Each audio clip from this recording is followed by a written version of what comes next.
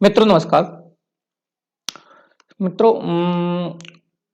अपने 1 से 50 तक जो प्रश्न देखे थे वो 150 से लेकर मित्रों उस भाग फर्स्ट में देख लिए थे। भाग फर्स्ट जो अपन का ज्योग्राफी का था उसमें देखे हैं, तो अगर पहले आपने वो नहीं देखा है तो उसको देख लो। अपन इसमें 51 से लेकर के और 110 प्रश्नों का अध्ययन करेंगे और ये प्रश्न दोस्तों जीके के वो प्रश्न हैं ज्योग्राफी के जो विगत एग्जाम में पूछे गए हैं। जो विगत एग्जाम में पूछे गए हैं, कुछ इंपोर्टेंट क्वेश्चन है जो पूछे जाने की संभावना है। 1984 से लेकर के और आज तक 2022 तक ज्योग्राफी में जो क्वेश्चन पूछे गए हैं उनमें यहाँ समाहित हैं सब क्वेश्चन। तो मित्रों ज्यादा से ज्यादा इसको देखें। और अगर दोस्तों आपको पीडीएफ की आवश्यकता है तो मैं आपको पीडीएफ को भी उपलब्ध करा दूंगा।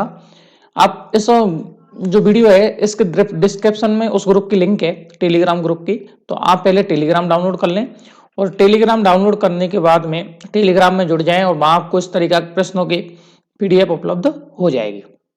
दोस्तों शुरुआत करते हैं 51 नंबर क्वेश्चन से। देखिए 51 नंबर क्वेश्चन से अपन शुरुआत करते हैं।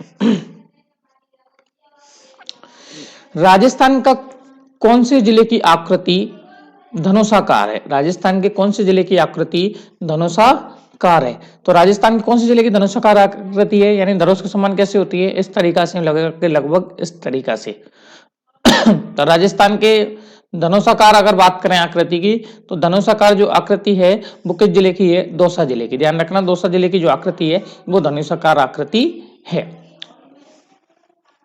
अगर आपसे पूछे कि प्याले के समान आकृति किस जिले की है, इस तरीका से प्याला के समान आकृति है, इस प्याले के समान जो अगर आकृति पूछी जाए तो प्याले के समान जो आकृति है मित्रों वो है आपकी सीकर जिले की। किस जिले की है? सीकर जिले की प्याले के समान आकृति है। अगला क्वेश्चन देखो दोस्तों। 23वां जिला प्रतापगढ़ 26 जनवरी 2008 को 3 जिले, कितने जिले आ गए? 3 जिले से अलग होकर के एक नया जिला बना। ये जिले कौन से हैं? प्रतापगढ़ अपन का राजस्थान में किस जगह है? तो अपन ये कह सकते हैं कि ये राजस्थान में प्रतापगढ़ है ना। इस वाले भूभाग में लगभग प्रतापगढ़ है। तो किन किन जिले से लगा?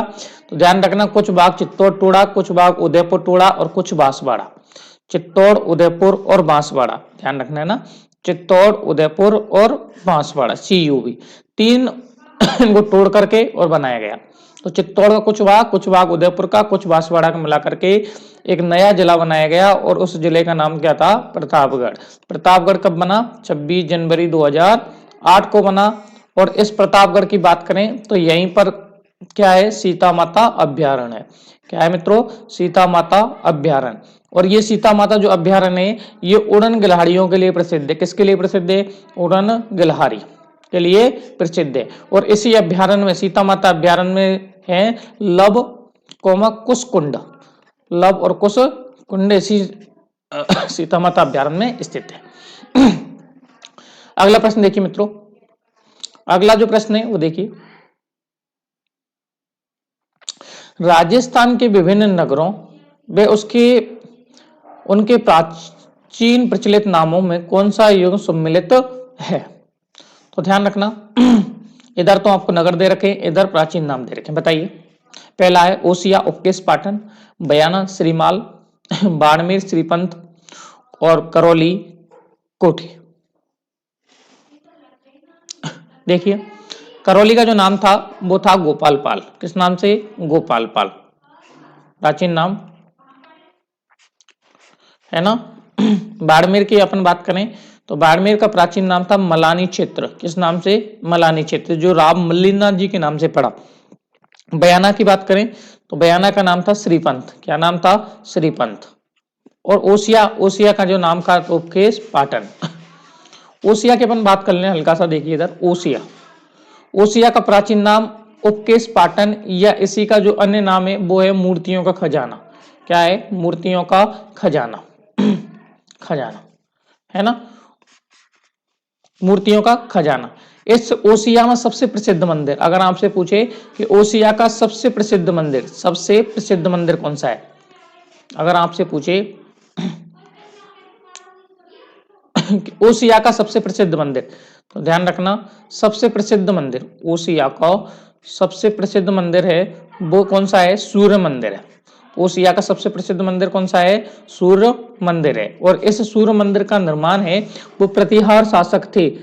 प्रतिहार शासक क्या नाम था? वत्सराज। प्रतिहार शासक वत्सराज ने इस ओसिया के मंदिर का निर्माण करवाया। तो इसमें सही सम्मिलित कौन सा हो जाएगा? ए है ना। बयाना का श्रीपंत, बाड़मेर का मलानी चित्त, करौली का गोपाल पाल। अगला देखिए, अगला क्वेश्चन है आपके सामने मित्रों, डांग क्षेत्र में आने वाला भूभाग है। डांग क्षेत्र में आने वाला भूभाग है। तो अपन जानते हैं कि डांग क्षेत्र में धौलपुर, करौली, सवाई माधोपुर तीनों ही आते हैं। तो इसका आंसर क्या हो जाएगा? डी। राजस्थान के किस संभाग में सर्वाधिक जिले हैं? राजस्थान के किस संभाग में सर्वाधिक जिले हैं? तो इसका जो आंसर हो जाएगा मित्रों, संभाग में अपन बात करें कोटा। पहले तो आप देखो कोटा, कोटा में कितने जिले हैं? 4। एक है कोटा, 12, बूंदी, झालावाड़। कोटा, 12, बूंदी, झालावाड़ 4 जिले तो किसमें हो जाएंगे? कोटा में।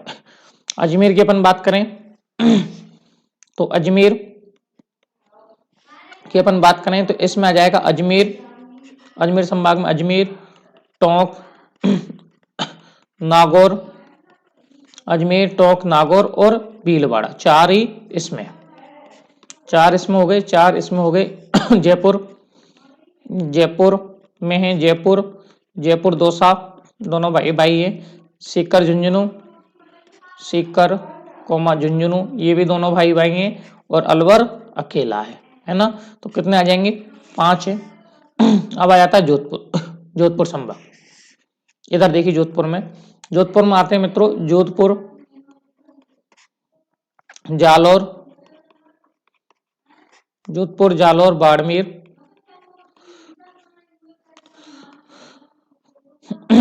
जोधपुर, जालौर, बाड़मेर, कोमा, जोधपुर,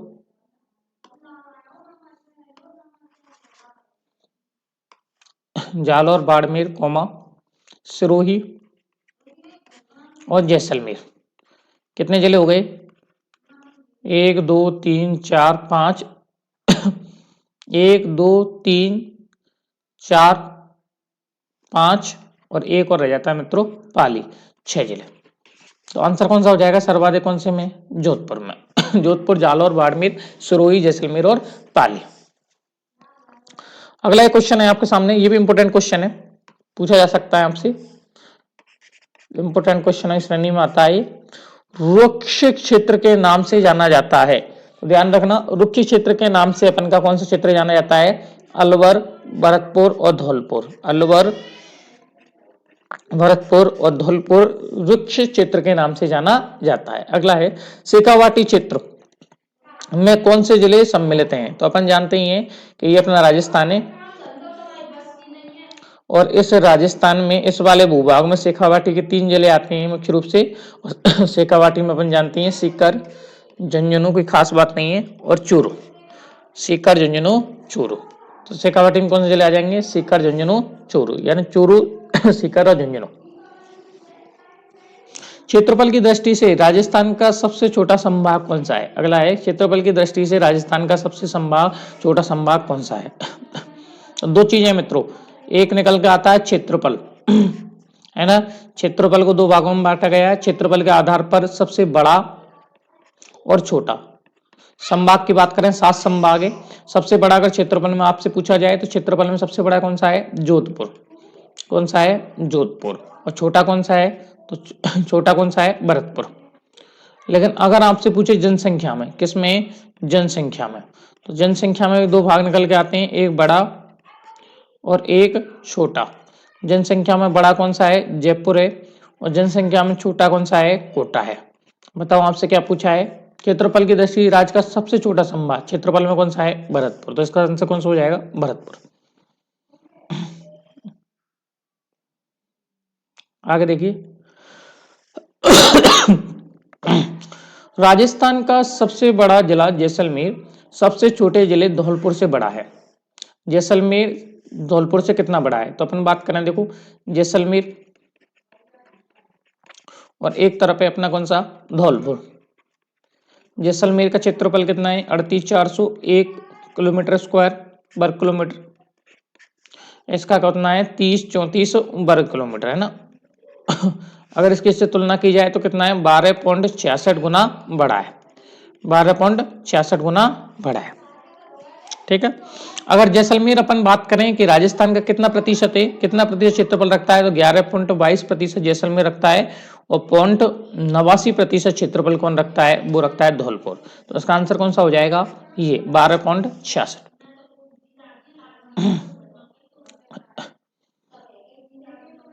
अगला जो प्रश्न है आपके सामने मित्रों वो है 60वां। राजस्थान के सबसे बड़े जिले जैसलमेर का क्षेत्रफल कितना है? तो अपन ने अभी देखा जैसलमेर का क्षेत्रफल है 38,401 और धौलपुर का 3034, है ना।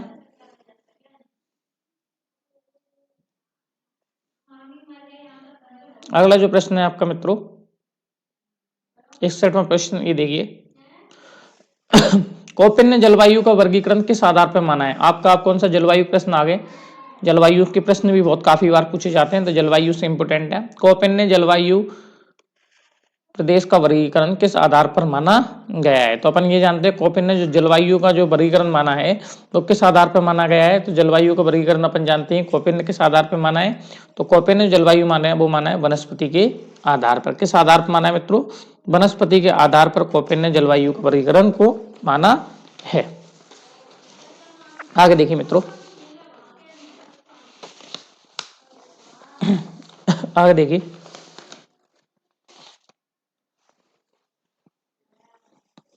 राजस्थान में शीतकालीन वर्षा का कारण है। तो राजस्थान में जो शीतकालीन जो वर्षाएं होती हैं वो शीतकालीन वर्षा किसका कारण है? तो ध्यान रखना पश्चिमी विक्षोभों से होती हैं। और शीतकालीन वर्षा का जो समय होता है वो होता है अक्टूबर से दिसंबर। कब होता है? अक्टूबर से लेकर के दिसंबर तक शीतकालीन वर्षा का समय माना जाता है। अगले देखिए। राजस्थान में अरावली का कौन सा भाग सर्वाधिक वर्षा तापमान प्राप्त करता है ना। तो राजस्थान में अरावली का कौन सा भाग सर्वाधिक वर्षा तापमान प्राप्त करता है? तो ध्यान रखना राजस्थान का अरावली कौन सा भाग सर्वाधिक वर्षा प्राप्त करता है? तो ध्यान रखना कौन सा करता है? उत्तरी पूर्वी तो करता नहीं है, मध्य करता नहीं है, दक्षिणी भाग ये राजस्थान है। और इस राजस्थान है मान लो, और इस राजस्थान के यहां से क्या निकली है? अरावली। तो अरावली कौन सा भाग? ये वाला भाग यानी दक्षिणी भाग है वो वर्षा सर्वाधिक प्राप्त करता है। अगला देखिए। राजस्थान में न्यूनतम ग्रीष्मकालीन तापमान वाला क्षेत्र है। न्यूनतम ग्रीष्मकालीन तापमान वाला क्षेत्र है, ये आपके सामने रखा। ये आपके सामने रहा मित्रों। एक तो है दक्षिणी पूर्वी, ये वाला दक्षिणी पूर्वी हो जाएगा। एक है दक्षिणी उत्तरी पश्चिमी, ये वाला ये अपनी अरावली निकल रही है। एक है दक्षिणी पश्चिमी, ये वाला, और एक है उत्तरी पूर्वी, ये वाला। बताइए मित्रों। तो इसका सही आंसर जो होगा ना वो कौन सा होगा? दक्षिणी पश्चिमी। कौन सा होगा? ये वाला, या माउंट आबू वाला भूभाग। तो आंसर कौन सा हो जाएगा? ये वाला। अगले देखो। राजस्थान में लौटते हुए मानसून ऋतु की अवधि है, यानी जब पश्चिम विक्षोभ से होता है तो मानसून जब लौटते हुए अवधि आती है शीतकालीन वर्षा करता है। कौन से कालीन? शीतकालीन जो बरसात होती है, और वो शीतकालीन बरसात का जो टाइम होता है मित्रों वो होता है अक्टूबर से दिसंबर। कब होता है? अक्टूबर से दिसंबर। और ये जो शीतकालीन वर्षा है ये किसके लिए? रबी की फसल के लिए लाभदायक है। किसके लिए? रबी की फसल के लिए, ध्यान रखना। तो रबी की फसल के लिए लाभदायक है। तो इसका जो सही आंसर है वो कौन सा हो जाएगा? अक्टूबर से दिसंबर। अगले देखिए। राजस्थान में थार्नवेट जलवायु प्रदेश ईएडी में कौन सा क्षेत्र नहीं है? तो ध्यान रखना इसने जो थार्नवेट ने ईएडी जो दिया था ना वो दिया मुख्य रूप से शुष्क प्रदेश के लिए। किसके लिए दिया है? शुष्क प्रदेश। और शुष्क प्रदेश में कौन कौन से आते हैं? बाड़मेर, जैसलमेर और जोधपुर, इन तीन आते हैं। इनमें कौन सा सम्मिलित नहीं है? हनुमानगढ़ नहीं है। ध्यान रखो। कौपिन महाराज का आ गया। कोपेन के जलवायु वर्गीकरण के अनुसार झुंझुनू निम्न में से जलवायु किस कोटि में रखता है? तो अपन देखो, ये कोपेन की अपन बात करें तो ये अपना राजस्थान है मान लो, और राजस्थान में जो कोपेन ने दिया है वो शुष्क प्रदेश को कहा है, 4 नाम दिए है ना। एक तो डाय BWSW, दूसरा जो नाम दिया है वो दिया BSSW है ना। एक दिया CW और एक दिया AW, BSSW ये नाम दिए हैं। तो ये जो नाम दिया है ना, ये इधर तो था BWSW है ना। दूसरा था अपन का अर्ध शुष्क प्रदेश में, वो अर्ध शुष्क को दिया है अर्ध शुष्क प्रदेश को नाम दिया है इधर देखो, पहले इस वाले साफ साफ देखते हैं इसको।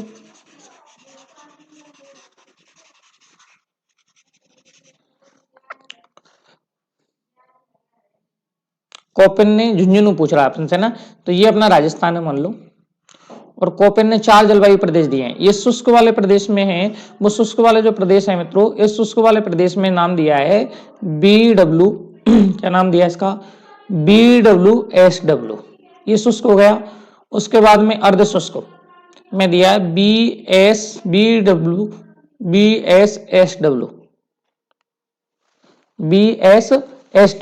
तीसरा जो दिया है इस तरीका से हाड़ौती प्रदेश को, उसको हाड़ौती प्रदेश को दिया है AW, क्या दिया है? AW। और पूर्वी राजस्थान को दिया है CW। तो शुष्क, अर्ध शुष्क और ये जो आर्द्र वाला है, अर्ध वाला, इस वाले में ये दे दिया, और उपार्ध और आर्द्र वाले क्षेत्र में CW दे दिया। तो झुंझुनू अपन जानते हैं कि अंत है, झुंझुनू किस में आता है? अर्ध शुष्क में आता है। झुंझुनू कितना आता है? अर्ध शुष्क में आता है। वो अर्ध शुष्क को जो दिया है तो अर्ध शुष्क को जो दिया है नाम वो क्या दिया है? BWSW, ध्यान रखना क्या दिया है? BSHW है ना, BSHW इसको नाम दिया है, वो दिया है BWHW, और इसको नाम CW और AW है ना। तो इसमें दिया है अर्ध शुष्क में कौन सा दिया है? BSHW, इसको दिया है BWHW, BSHW। अर्ध शुष्क में कौन सा आ जाएगा? BSHW, बी आंसर सही हो जाएगा। अगला देखिए मित्रों, पूर्व दिशा में राजस्थान में चलने वाली हवा को क्या कहा जाता है? ध्यान रखना। तो पूर्व दिशा में चलने वाली जो राजस्थान की हवाओं को क्या कहा जाता है? पूर्वाई कहा जाता है। क्या कहा जाता है? पूर्वाई। लू क्या होती है? ग्रीष्म काल में चलने वाली, ग्रीष्म काल में चलने वाली गर्म हवाएं, ग्रीष्म काल में चलने वाली गर्म हवाएं क्या कहलाती हैं? लू कहलाती हैं ना। पछुआ करने तो अपन जानते हैं, और पश्चिमी विक्षोभ से जो शीतकालीन में बरसात होती है वो पश्चिमी विक्षोभ से होती है ना, जो रबी फसल के लिए लाभदायक है। तो पूर्वाइयां कहा जाती हैं? आगे देखिए, राजस्थान में किस दिशा में वर्षा कम होती है? राजस्थान में किस दिशा में वर्षा कम होती है? तो ये अपना राजस्थान है। ध्यान रखना, उत्तर पश्चिम, उत्तर ये आपसे पूछ रहा है, उत्तर पश्चिम यानी ये पूछ रहा है उत्तर पश्चिम से दक्षिण पूर्व, या फिर दक्षिण, ये आंसर ये थे, दक्षिण पश्चिम से उत्तर पूर्व। तो ध्यान रखना, बरसात की जैसी दिशाएं होती हैं, दक्षिण पश्चिम से यूं जाते हैं तो इधर से बरसात कम होती है, और दक्षिण पश्चिम से कम, दक्षिण पश्चिम से उत्तर पूर्व, इससे बरसात होती हुई इधर की तरफ कम जाती है। तो वर्षा कम होती जाती है। ध्यान रखना, इधर बरसात ज्यादा होती है दक्षिण पश्चिम में, और इधर जब से उत्तर पूर्व की ओर जाएंगे तो बरसात कम होती है। तो इसका आंसर कौन सा हो जाएगा? दक्षिण पश्चिम से उत्तर पूर्व।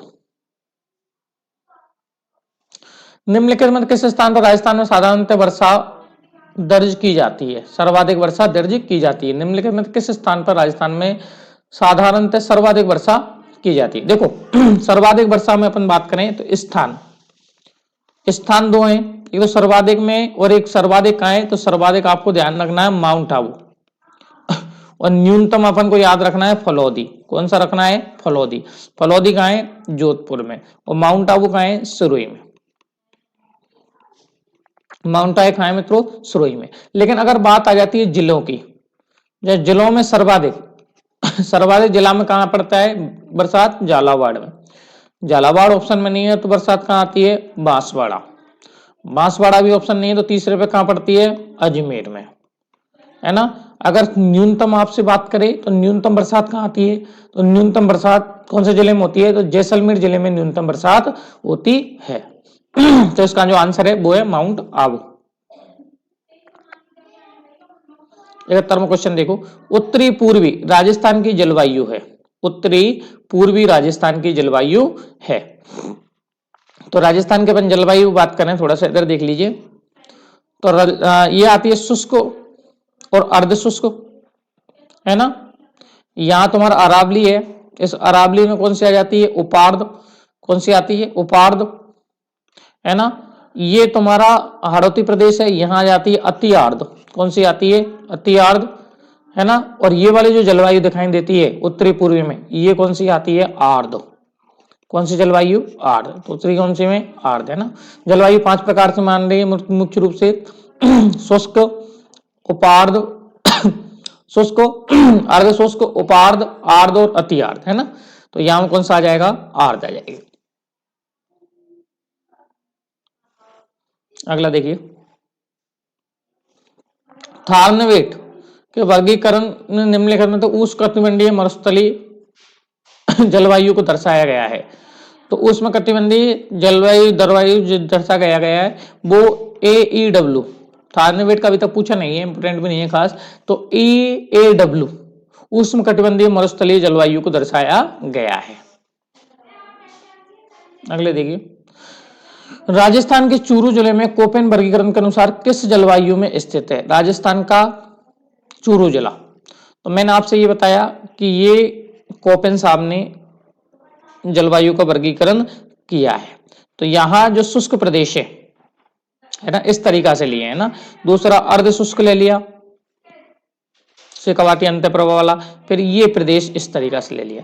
अब ये जो शुष्क का नाम दिया गया ना, वो दिया इसने BWHW, क्या दिया, BWHW। और ये अर्ध शुष्क वाले प्रदेश का नाम दिया BSHW। इस वाले पूर्वी राजस्थान वाले का नाम दिया CW, और इस हाड़ौती प्रदेश का नाम दिया था AW।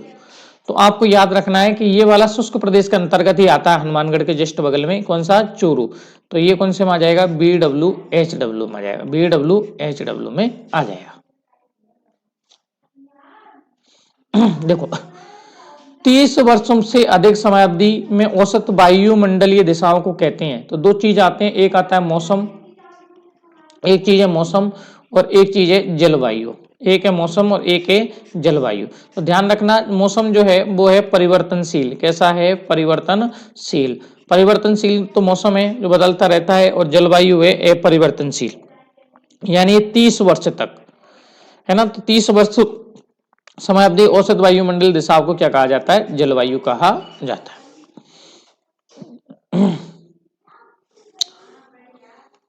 अगला देखिए, सूखा संभावित क्षेत्र कार्यक्रम कब लागू किया गया। तो ये तो आपको याद ही रखना है, 1974 से 75 के मध्य में 10 जिलों में ये सूखा संभावित कार्यक्रम लागू किया गया।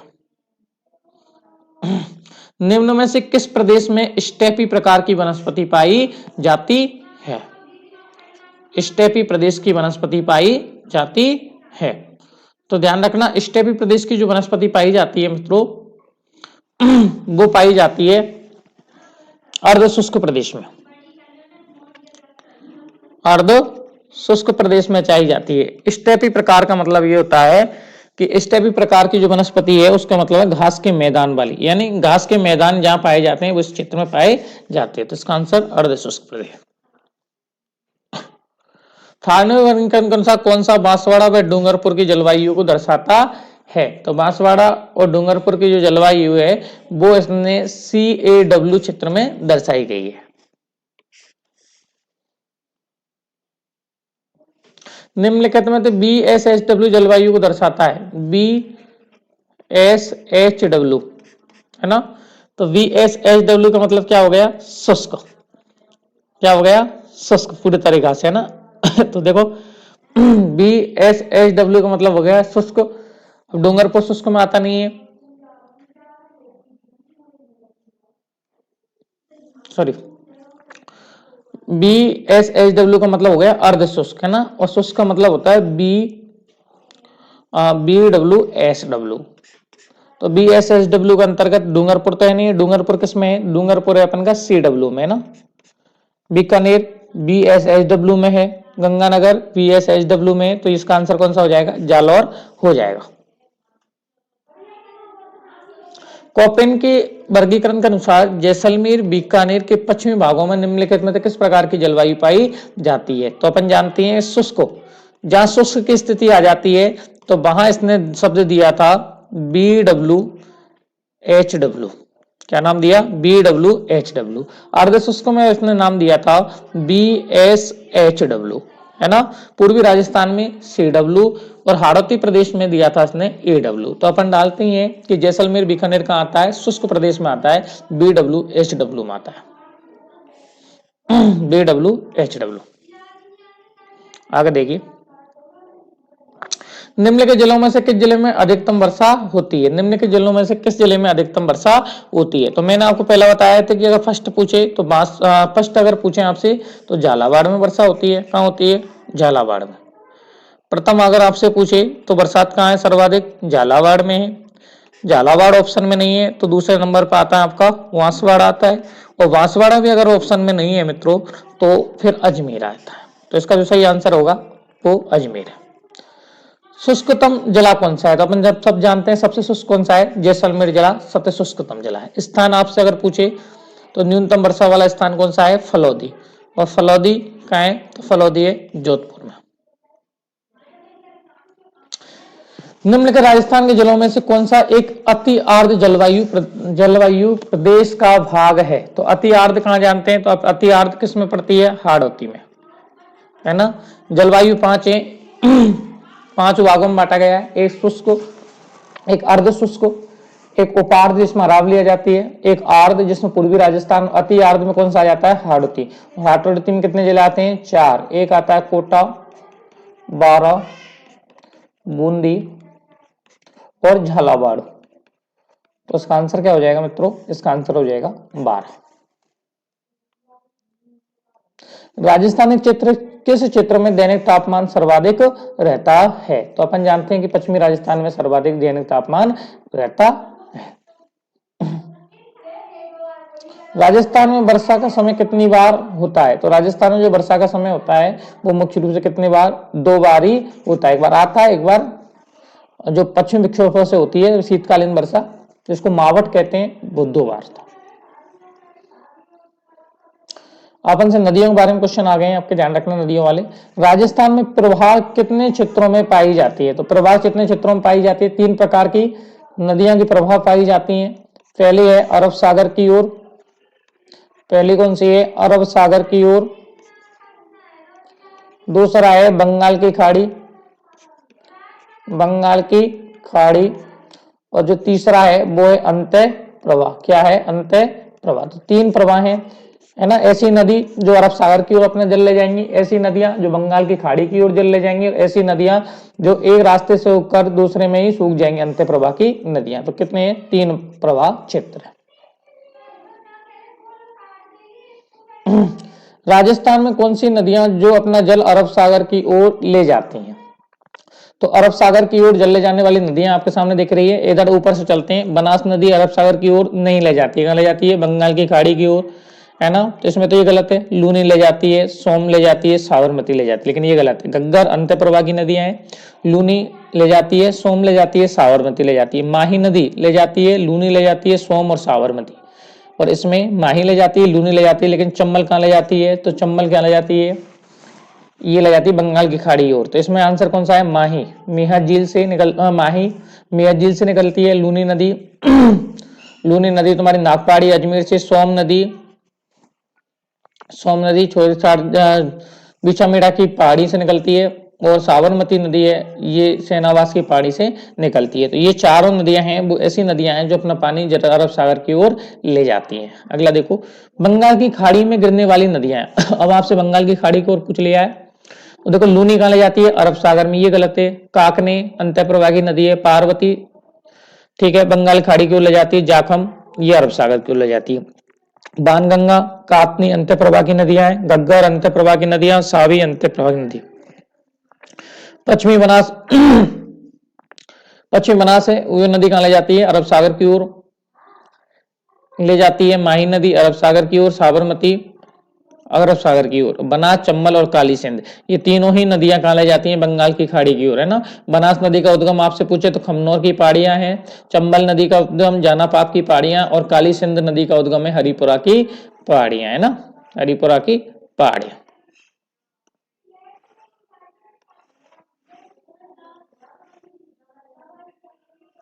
है ना। तो अगर बनास पूछे आपसे तो बनास कहां से है? खमनोर की पहाड़ी। और चंबल अगर पूछे तो चंबल कहाँ है? जानापाप की पहाड़ी, जानापाप की पहाड़ी। और काली सिंध कहाँ है? तो हरिपुरा की पहाड़ी, ठीक है। खमनोर की पहाड़ी कहाँ है? राजसमंद में। और ये दोनों ही पहाड़ी कहाँ है? ये दोनों ही एमपी में। अगला देखिए,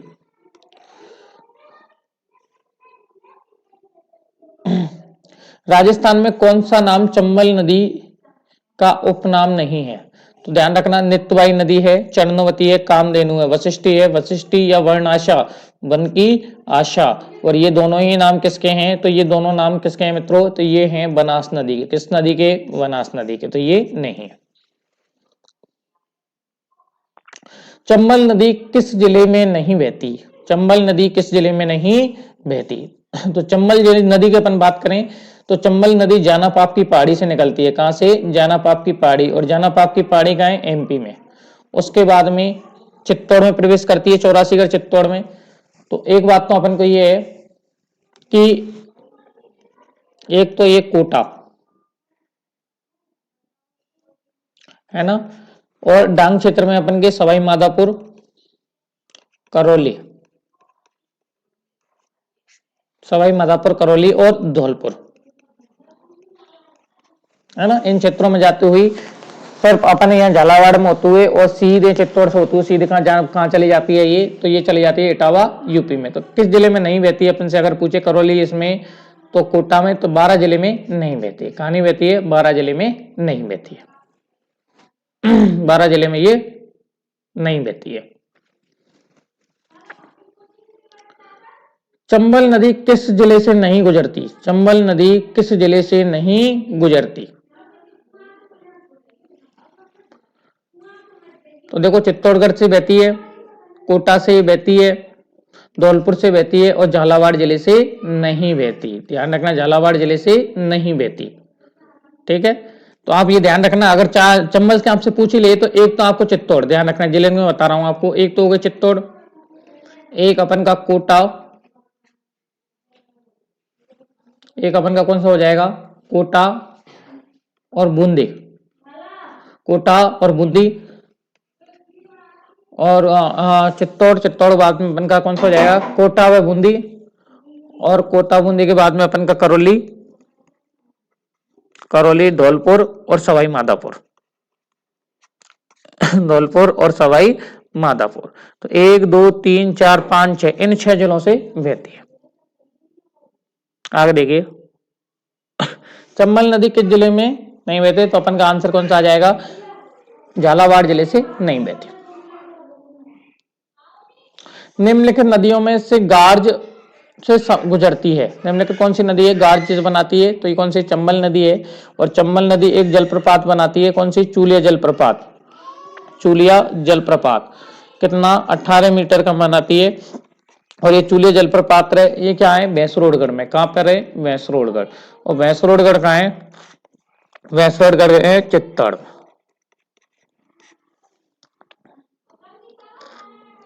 निम्नलिखित में से कौन सी नदी राजस्थान में सर्वाधिक जल की आपूर्ति करती है? तो ध्यान रखना, चंबल नदी ही ऐसी नदी है जो सर्वाधिक जल की आपूर्ति करती है।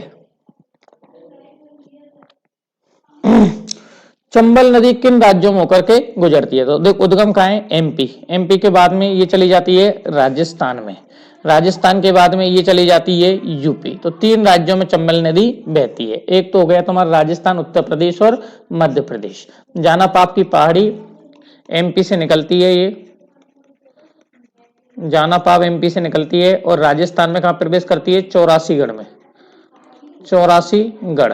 84गढ़ कहां है? चित्तौड़ में। और इटावा, इटावा यूपी में किसमें मिल जाती है मित्रों? तो इटावा यूपी में यमुना नदी में मिल जाती है। किस नदी में? यमुना नदी में मिल जाती है। राजस्थान की एकमात्र नदी जो अंतरराज्यीय सीमा बनाती है, तो वो नदी भी कौन सी है? चंबल नदी है, वो अंतरराज्यीय सीमा बनाती है।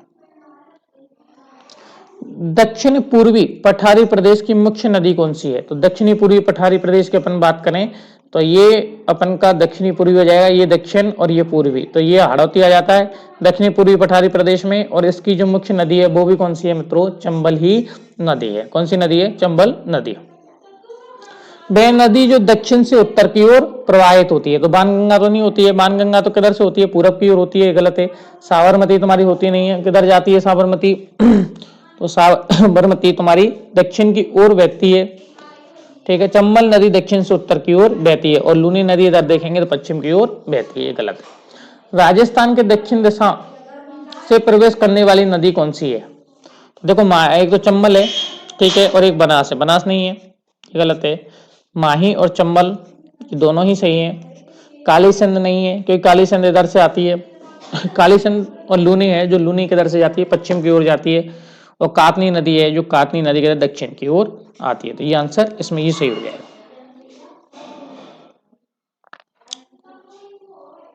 राजस्थान में चूलिया जलप्रपात अभी देखा अपन ने 18 मीटर, कहाँ? भैंसरोडगढ़। कहाँ है? भैंसरोडगढ़, है ना। चूलिया जलप्रपात कौन सी नदी पर है? तो अपन को जान चंबल नदी पर है, चंबल नदी पर। राजस्थान में चंबल नदी द्वारा निर्मित चूलिया जलप्रपात किस जिले में है? तो अपन जानते हैं चित्तौड़गढ़ में। चित्तौड़गढ़ में स्थान है भैंसरोडगढ़, भैंसरोडगढ़ में है, जहां 18 मीटर का जलप्रपात बनाती है। राजस्थान में सतही जल की उपलब्धता किस नदी में सर्वाधिक है? तो सतही जल की बात करें तो सतही जल की उपलब्धता भी चंबल नदी में ही सर्वाधिक है। राज्य में किस नदी द्वारा अवनालिका अफरदन, अफरदन का मतलब होता है कटाव, तो ध्यान रखना कटाव के लिए कौन सी नदी जानी जाती है? सर्वाधिक अवनालिका अफरदन अगर पूछा जाए तो वो कौन सी नदी द्वारा होता है? चंबल नदी में सर्वाधिक अवनालिका अफरदन होता है। राज्य में वाटर सफारी संबंधित नदी है, वाटर सफारी संबंधित नदी भी कौन सी है? तुम्हारी चंबल नदी है, ध्यान रखना। किस नदी को बांगड़ काठल, है ना, इसी को किस नदी को बांगड़ ओब्लिक काठल ओब्लिक आदिवासी, आदिवासियों की गंगा, आदिवासियों की गंगा या आदिवासियों की स्वर्ण रेखा, आदिवासियों की स्वर्ण रेखा कहते हैं। तो किसको कहते हैं मित्रों? माही नदी को कहते हैं। किस नदी को कहते हैं? माही नदी को कहते हैं। माही नदी की दो सहायक नदियां हैं, एक है जो सोम और एक है जाकम। सोम नहीं, सोम है, सौंख नहीं। राजस्थान में वह कौन सी एकमात्र नदी है जो कर्क रेखा को 2 बार काटती है ना? ये राजस्थान से कर्क रेखा है और इस कर्क रेखा में एक नदी यूं घूम करके और पुनः ये रह जाती है। तो कर्क रेखा को 2 बार नदी काटने वाली नदी कौन सी है? माही नदी, या उल्टे यू की आकृति। कैसे यू की आकृति? उल्टे यू की आकृति। उल्टे यू की आकृति भी कौन बनाती है? तो उल्टे यू की आकृति भी कौन सी बनाती है? तो तुम्हारी ये कौन सी नदी बनाती है? माही नदी बनाती है। माही नदी किन राज्यों में होकर बहती है? तो अपन जानते हैं एमपी में बहती है, एमपी के बाद में ये राजस्थान में प्रवेश कर जाती है खादूगाम में। तो यहाँ राजस्थान में प्रवेश करने के बाद में और राजस्थान में प्रवेश करने के बाद में ये चली जाती है कहाँ? गुजरात। 3 जिलों में जाती है, एमपी, राजस्थान और गुजरात। मध्य प्रदेश, राजस्थान और गुजरात। केवल राजस्थान में स्थित जलप्रपात है, तो केवल अगर शब्द आ जाए तो केवल राजस्थान में स्थित जलप्रपात है, तो इसमें दोनों ही जलप्रपात राजस्थान में ही है। आंसर क्वेश्चन थोड़ा सा गलत है, ये दोनों ही होंगे। मीनाल है, मीनाल कहाँ है? भीलवाड़ा में है। और चूलिया कहाँ है? चूलिया है चित्तौड़ में। चित्तौड़ में किस स्थान है? भैंसरोडगढ़, चित्तौड़ में। राजस्थान किस संभाग में सर्वाधिक नदियां हैं? तो अपन सब जानते हैं कि सर्वाधिक जो नदियों वाला संभाग है वो कौन सा है? कोटा संभाग है ना। कोटा संभाग सर्वाधिक नदियों वाला है। सर्वाधिक जनसंख्या वाला संभाग कौन सा है? तो ध्यान रखना जयपुर संभाग है ना। सर्वाधिक नदियों वाला संभाग कौन सा है? तो इसमें होगा कोटा। और सर्वाधिक जनसंख्या वाला जयपुर संभाग है। कातनी नदी का उद्गम, तो कातनी नदी कहाँ की नदी है? पहली बात तो सीकर की। किस प्रकार की नदी है कात्नी नदी? अंतः प्रवाह की नदी, अंतः प्रवाह की नदी।